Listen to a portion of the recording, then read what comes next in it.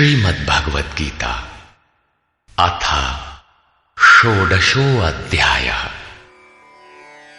योगेश्वर भगवान श्री कृष्ण के प्रश्न प्रस्तुत करने की अपनी विशिष्ट शैली है।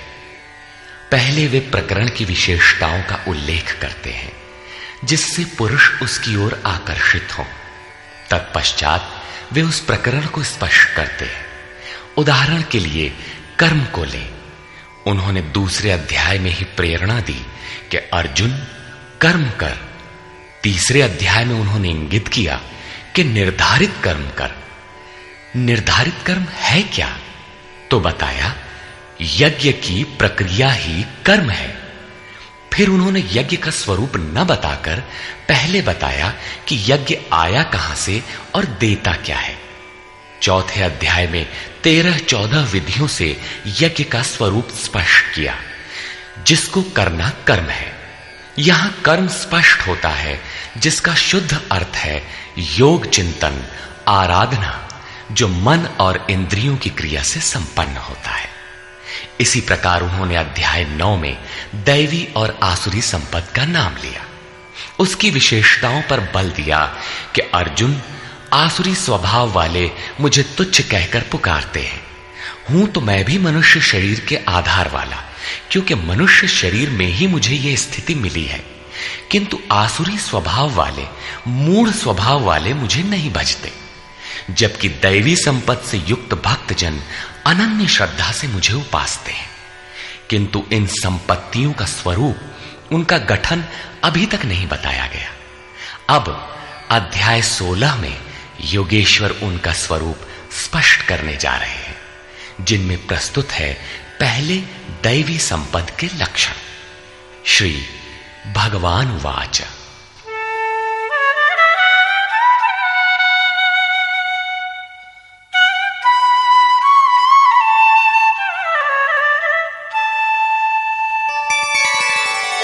अभयं सत्व संशुद्धि ज्ञानयोग व्यवस्थितिः दानं दमश्च यज्ञश्च स्वाध्यायस्तप आर्जवम्। भय का सर्वथा अभाव, अंतःकरण की शुद्धता, तत्व ज्ञान के लिए ध्यान में दृढ़ स्थिति अथवा निरंतर लगन, सर्वस्व का समर्पण, इंद्रियों का भली प्रकार दमन, यज्ञ का आचरण, जैसा स्वयं श्री कृष्ण ने अध्याय 4 में बताया है। संयमाग्नि में हवन, इंद्रियाग्नि में हवन, प्राण अपान में हवन और अंत में ज्ञानाग्नि में हवन, अर्थात आराधना की प्रक्रिया जो केवल मन और इंद्रियों की अंतर क्रिया से संपन्न होती है।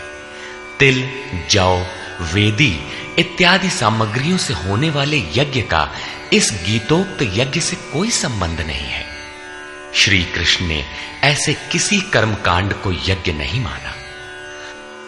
स्वाध्याय अर्थात स्वस्वरूप की ओर अग्रसर कराने वाला अध्ययन। तप अर्थात मन सहित इंद्रियों को इष्ट के अनुरूप ढालना, तथा आर्जवम शरीर और इंद्रियों सहित अंतःकरण की सरलता। अहिंसा सत्यम क्रोधस् त्यागः शान्तिरपैशुनम् दया भूतेष्वलोलुप्त्वम् मार्दवम् ह्रीरचापलम्। अहिंसा अर्थात आत्मा का उद्धार, आत्मा को अधोगति में पहुंचाना ही हिंसा है। श्री कृष्ण कहते हैं, यदि मैं सावधान होकर कर्म में न बरतूं तो इन संपूर्ण प्रजा का हनन करने वाला और वर्ण संकर का कर्ता हूं। आत्मा का शुद्ध वर्ण है परमात्मा। उसका प्रकृति में भटकना वर्ण संकर है, आत्मा की हिंसा है, और आत्मा का उद्धार ही अहिंसा है। सत्य, सत्य का अर्थ यथार्थ और प्रिय भाषण नहीं है। आप कहते हैं ये वस्त्र हमारा है, तो क्या आप सच बोलते हैं? इससे बड़ा झूठ और क्या होगा? जब शरीर आपका नहीं है, नश्वर है, तो इसे ढांकने का वस्त्र कब आपका है? वस्तुतः सत्य का स्वरूप योगेश्वर ने स्वयं बताया है कि अर्जुन, सत्य वस्तु का तीनों कालों में कभी अभाव नहीं है। ये आत्मा ही सत्य है, यही परम सत्य है। इस सत्य पर दृष्टि रखना, क्रोध का न होना, सर्वस्व का समर्पण, शुभाशुभ कर्म फलों का त्याग, चित्त की चंचलता का सर्वथा अभाव, लक्ष्य के विपरीत निंदित कार्यों को न करना, संपूर्ण प्राणियों में दया भाव, इंद्रियों का विषयों से संयोग होने पर भी उनमें आसक्ति का अभाव, कोमलता, अपने लक्ष्य से विमुख होने में लज्जा, व्यर्थ की चेष्टाओं का अभाव तथा तेज क्षमा धृति शौचम अद्रोहो नातिमानिता भवन्ति संपदं दैवीम् अभिजातस्य भारत। तेज जो एकमात्र ईश्वर में है, उसके तेज से जो कार्य करता है, महात्मा बुद्ध की दृष्टि पड़ते ही अंगुलीमाल के विचार बदल गए। ये उस तेज का ही परिणाम था जिससे कल्याण का सृजन होता है, जो बुद्ध में था।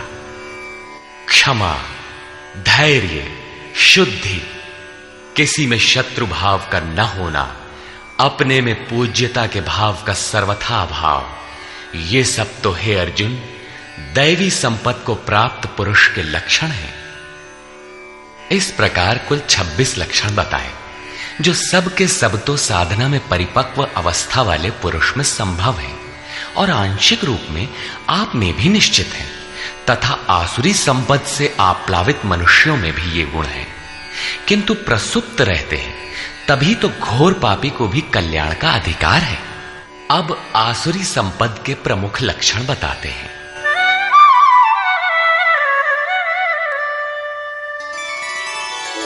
दम्भो दर्पोऽभिमानश्च क्रोधः पारुष्यमेव च अज्ञानं चाभिजातस्य पार्थ संपदमासुरी।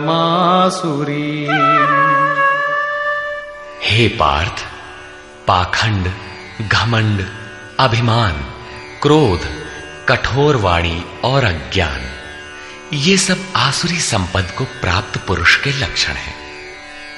दोनों संपदाओं का कार्य क्या है? दैवी संपद विमोक्षाय निबंधायासुरी मता मा शुचः संपदं दैवी अभिजातोऽसि पांडव।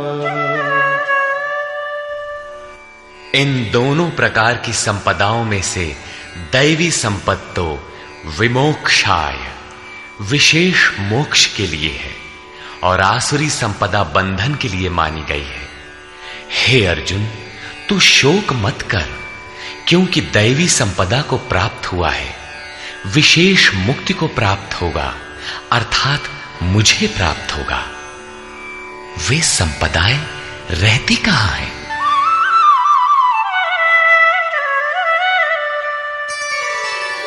द्वौ भूतसर्गौ लोकेऽस्मिन् दैव आसुर एव च दैवो विस्तरशः प्रोक्त आसुरं पार्थ मे शृणु।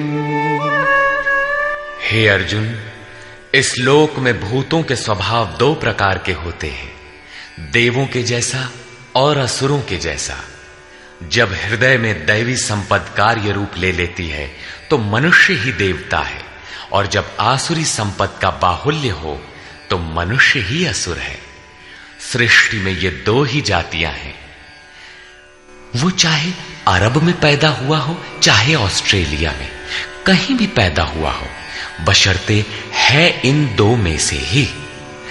अभी तक देवों का स्वभाव ही विस्तार से कहा गया, अब असुरों के स्वभाव को मुझसे विस्तार पूर्वक सुन।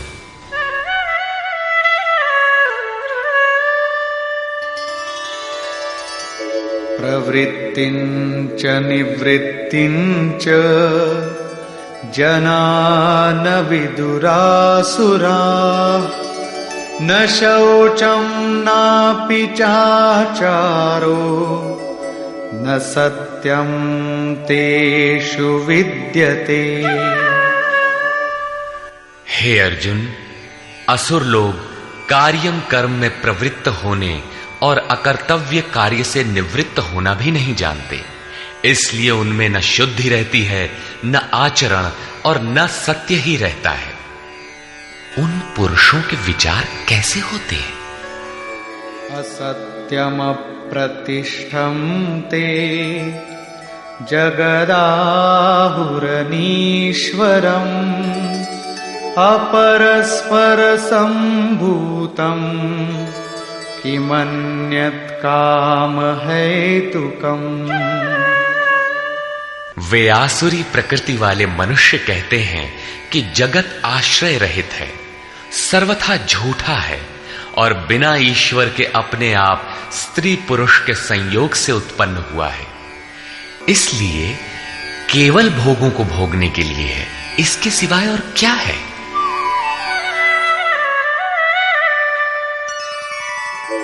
एतां दृष्टिमवष्टभ्य नष्टात्मानोऽल्पबुद्धयः प्रभवन्त्युग्रकर्माणः क्षयाय जगतो हिताः। इस मिथ्या दृष्टिकोण के अवलंबन से जिनका स्वभाव नष्ट हो चुका है, वे मंद बुद्धि अपकारी क्रूर कर्मी मनुष्य केवल जगत का नाश करने के लिए ही उत्पन्न होते हैं।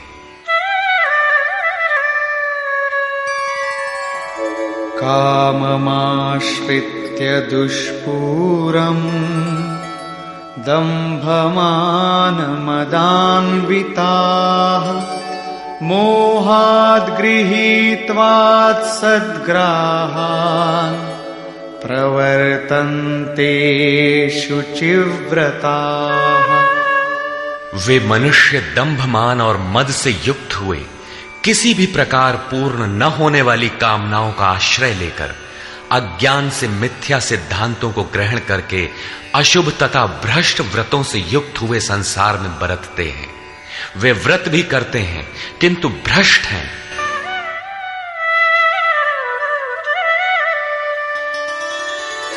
चिंताम परिमेयांच प्रलयांतामुपाश्रिताः कामोपभोग परमा एतावदिति निश्चिताः।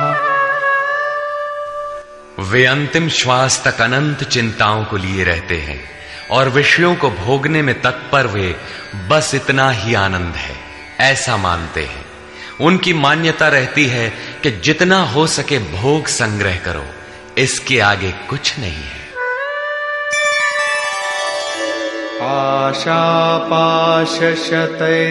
आशापाशशतैर्बद्धाः कामक्रोधपरायणाः ईहन्ते कामभोगार्थम् अन्यायेनार्थसंचयान्।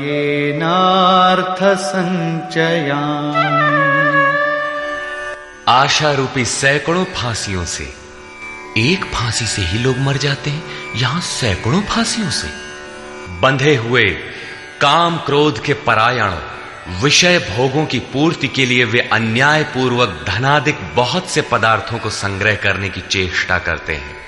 अतः धन के लिए वे रात दिन असामाजिक कदम उठाया करते हैं। आगे कहते हैं,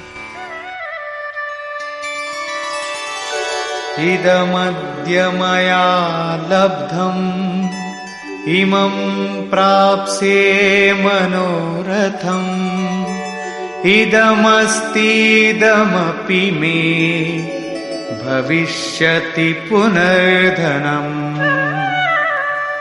वे सोचते हैं कि मैंने आज ये पाया है, इस मनोरथ को प्राप्त करूंगा, मेरे पास इतना धन है और फिर भी इतना हो जाएगा।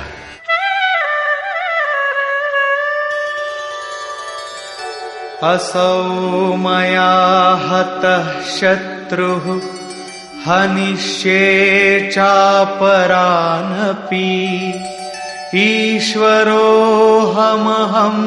भोगी सिद्धोऽहं बलवान् सुखी। वो शत्रु मेरे द्वारा मारा गया और दूसरे शत्रुओं को भी मैं मारूंगा। मैं ही ईश्वर और ऐश्वर्य का भोगने वाला हूं। मैं ही सिद्धियों से युक्त बलवान और सुखी हूं। आढ्योऽभिजनवानस्मि कोऽन्योऽस्ति सदृशो मया यक्ष्ये दास्यामि मोदिष्य इत्यज्ञानविमोहिताः। मैं बड़ा धनी और बड़े कुटुंब वाला हूं। मेरे समान दूसरा कौन है? मैं यज्ञ करूंगा, मैं दान दूंगा, मुझे हर्ष होगा। इस प्रकार के अज्ञान से वे विशेष मोहित रहते हैं। क्या यज्ञ दान भी अज्ञान है? इस पर श्लोक 17 में स्पष्ट किया है। इतने पर भी वे नहीं रुकते, बल्कि अनेक भ्रांतियों के शिकार रहते हैं। इस पर कहते हैं,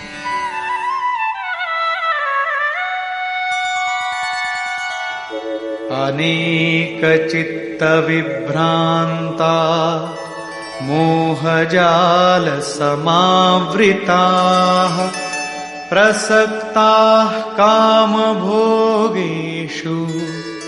पतन्ति नरकेषु च। अनेक प्रकार से भ्रमित हुए चित्त वाले, मोह जाल में फंसे हुए, विषय भोगों में अत्यंत आसक्त, वे आसुरी स्वभाव वाले मनुष्य अपवित्र नरक में गिरते हैं। आगे श्री कृष्ण स्वयं बताएंगे कि नरक क्या है। आत्मसंभाविता स्तब्धा धनमानमदान्विता यजन्ते नाम यज्ञैस्ते दम्भेना विधिपूर्वकम्। अपने आप को ही श्रेष्ठ मानने वाले, धन और मान के मद से युक्त होकर वे घमंडी मनुष्य शास्त्र विधि से रहित केवल नाम मात्र के यज्ञों द्वारा पाखंड से यजन करते हैं। क्या वही यज्ञ करते हैं जैसा श्री कृष्ण ने बताया है? नहीं, उस विधि को छोड़कर करते हैं, क्योंकि विधि योगेश्वर ने स्वयं बताया है। अध्याय 4/24, 33 तथा अध्याय 6/10 से 17 तक।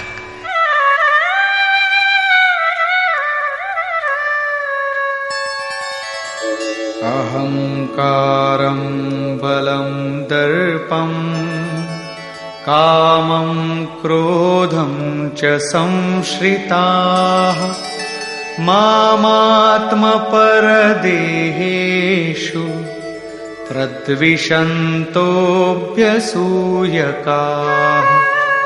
वे दूसरों की निंदा करने वाले, अहंकार, बल, घमंड, कामना और क्रोध के परायण हुए पुरुष अपने और दूसरों के शरीर में स्थित मुझ अंतर्यामी परमात्मा से द्वेष करने वाले हैं। शास्त्र विधि से परमात्मा का सुमिरन एक यज्ञ है। जो इस विधि को त्याग कर नाम मात्र का यज्ञ करते हैं, यज्ञ के नाम पर कुछ न कुछ करते ही रहते हैं। वे अपने और दूसरे के शरीर में स्थित मुझ परमात्मा से द्वेष करने वाले हैं। लोग द्वेष करते ही रहते हैं और बच भी जाते हैं। क्या ये भी बच जाएंगे? इस पर कहते हैं, नहीं। तानहं द्विषतः क्रूरान् संसारेषु नराधमान् क्षिपाम्यजस्रमशुभान् आसुरीष्वेव योनिषु। मुझसे द्वेष करने वाले उन पापाचारी क्रूर कर्मी नराधमों को मैं संसार में निरंतर आसुरी योनियों में ही गिराता हूं। जो शास्त्र विधि को त्याग कर यजन करते हैं वे पाप योनि है, वही मनुष्यों में अधम है। इन्हीं को क्रूर कर्मी कहा गया है, अन्य कोई अधम नहीं है। पीछे कहा था ऐसे अधमों को मैं नरक में गिराता हूं, उसी को यहां कहते हैं कि उन्हें अजस्र आसुरी योनियों में गिराता हूं। यही नरक है। साधारण जेल की यातना भयंकर होती है और यहां अनवरत आसुरी योनियों में गिरने का क्रम कितना दुखद है। अतः दैवी संपद के लिए प्रयत्नशील रहना चाहिए। आसुरीं योनिमापन्ना मूढ़ा जन्मनि जन्मनि मामप्राप्यैव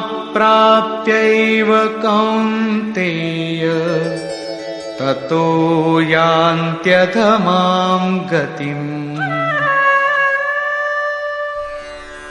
कौन्तेय, मूर्ख मनुष्य जन्म जन्मांतरों तक आसुरी योनि को प्राप्त हुए मुझे न प्राप्त होकर पहले से भी अति नीच गति को प्राप्त होते हैं, जिसका नाम नरक है। अब देखें नरक का उद्गम क्या है। त्रिविधं नरकस्येदं द्वारं नाशनमात्मनः कामः क्रोधस्तथा लोभस्तस्मादेतत्त्रयं त्यजेत्। काम, क्रोध और लोभ ये तीन प्रकार के नरक के मूल द्वार हैं। ये आत्मा का नाश करने वाले, उसे अधोगति में ले जाने वाले हैं। अतः इन तीनों को त्याग देना चाहिए। इन्हीं तीनों पर आसुरी संपत्ति टिकी हुई है। इन्हें त्यागने से लाभ एतैर्विमुक्तः कौन्तेय तमोद्वारैस्त्रिभिर्नरः आचरत्यात्मनः श्रेयः ततो याति परां गतिम्। कौन्तेय, नरक के इन तीनों द्वारों से मुक्त हुआ पुरुष अपने परम कल्याण के लिए आचरण कर पाता है, जिससे वो परम गति अर्थात मेरे को प्राप्त होता है। इन तीनों विकारों को त्यागने पर ही मनुष्य नियत कर्म करता है, जिसका परिणाम परम श्रेय है।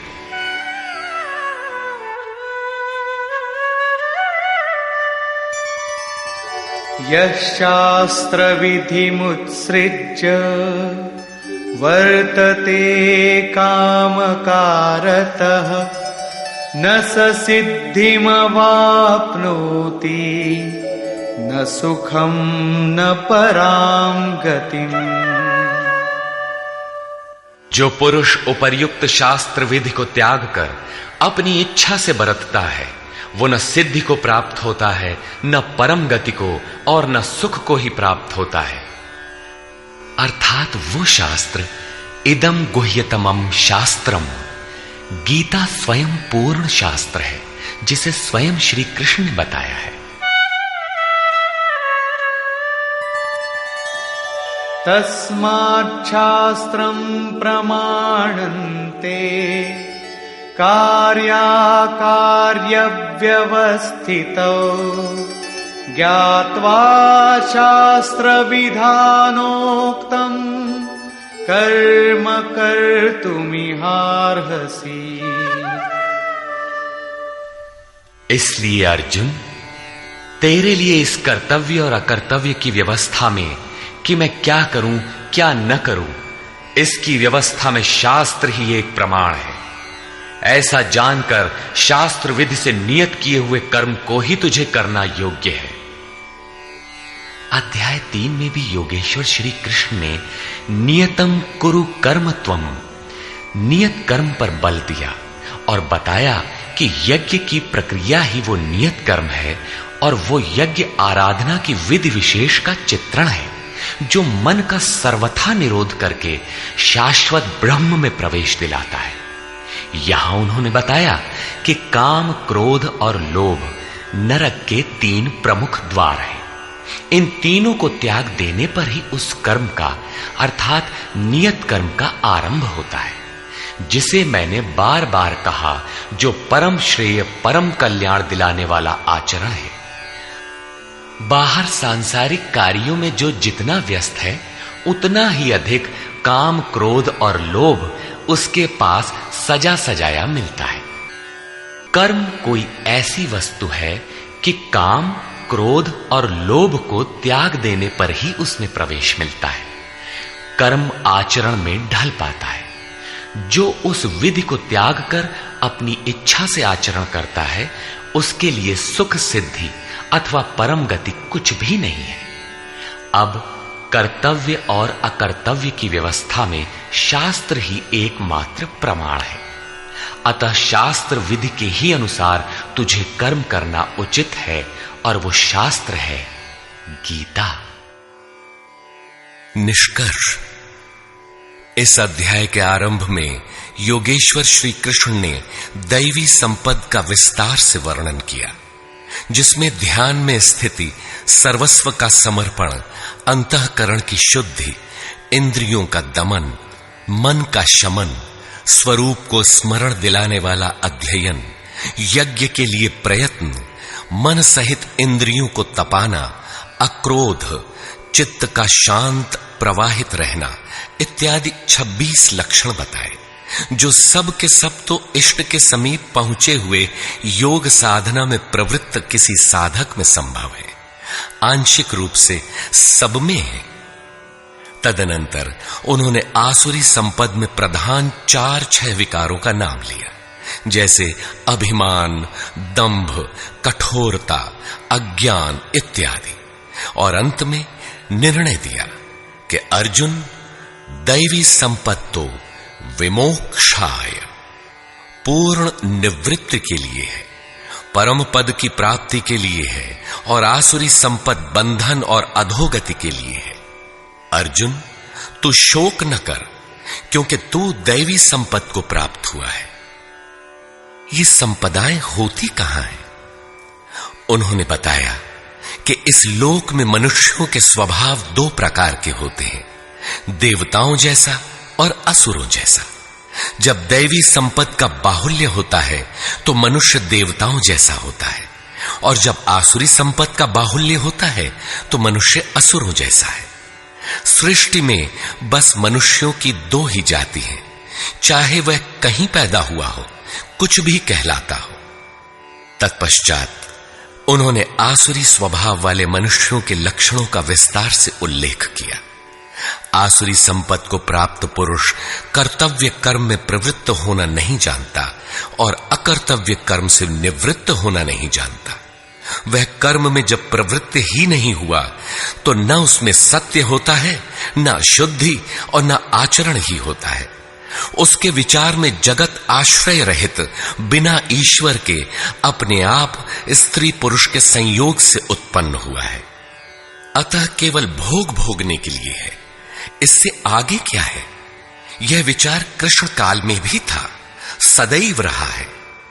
केवल चार्वाक ने कहा हो ऐसी बात नहीं है। जब तक जनमानस में दैवी आसुरी संपद का उतार चढ़ाव है तब तक रहेगा। श्री कृष्ण कहते हैं, वे मंद बुद्धि वाले पुरुष सबका अहित अर्थात कल्याण का नाश करने के लिए ही जगत में पैदा होते हैं। वे कहते हैं, मेरे द्वारा यह शत्रु मारा गया, उसे मारूंगा।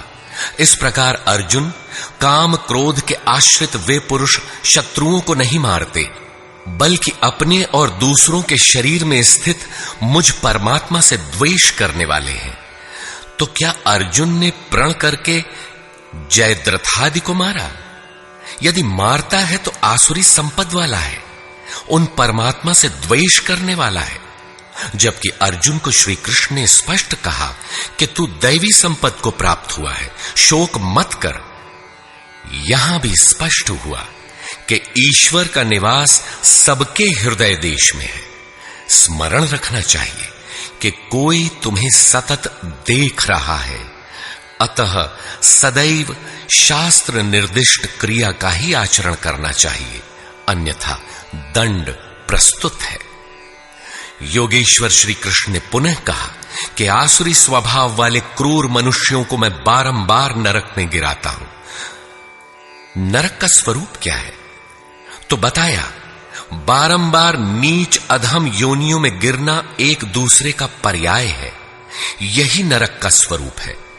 काम, क्रोध और लोभ नरक के 3 मूल द्वार हैं। इन तीनों पर ही आसुरी संपत्ति टिकी हुई है। इन तीनों को त्याग देने पर ही उस कर्म का आरंभ होता है जिसे मैंने बार बार बताया है। सिद्ध है कि कर्म कोई ऐसी वस्तु है जिसका आरंभ काम, क्रोध और लोभ को त्याग देने पर ही होता है। सांसारिक कार्यों में मर्यादित ढंग से सामाजिक व्यवस्थाओं का निर्वाह करने में भी जो जितने व्यस्त हैं, काम, क्रोध और लोभ उनके पास उतने ही अधिक सजे सजाए मिलते हैं। वस्तुतः इन तीनों को त्याग देने पर ही परम में प्रवेश दिलाने वाले निर्धारित कर्म में प्रवेश मिलता है। इसलिए मैं क्या करूं, क्या न करूं, इस कर्तव्य और अकर्तव्य की व्यवस्था में शास्त्र ही प्रमाण है। कौन सा शास्त्र? यही गीता शास्त्र। किमन्ययी शास्त्र विस्तरई। इसलिए इस शास्त्र द्वारा निर्धारित किए हुए कर्म विशेष अर्थात यज्ञार्थ कर्म को ही तू कर। इस अध्याय में योगेश्वर श्री कृष्ण ने दैवी और आसुरी दोनों संपदाओं का विस्तार से वर्णन किया। उनका स्थान मानव हृदय बताया, उनका फल बताया। अतः ओम तत्सदिति श्रीमद्भगवद गीता सूपनिषत्सु ब्रह्म विद्यायाम योग शास्त्रे श्री कृष्णार्जुन संवादे दैवासुर संपद विभाग योगो नाम षोडशो अध्याय। इस प्रकार स्वामी अड़गड़ानंद कृत श्रीमद् भगवद गीता के भाष्य यथार्थ गीता का 16वां अध्याय पूर्ण होता है। हरि ओम तत्सत।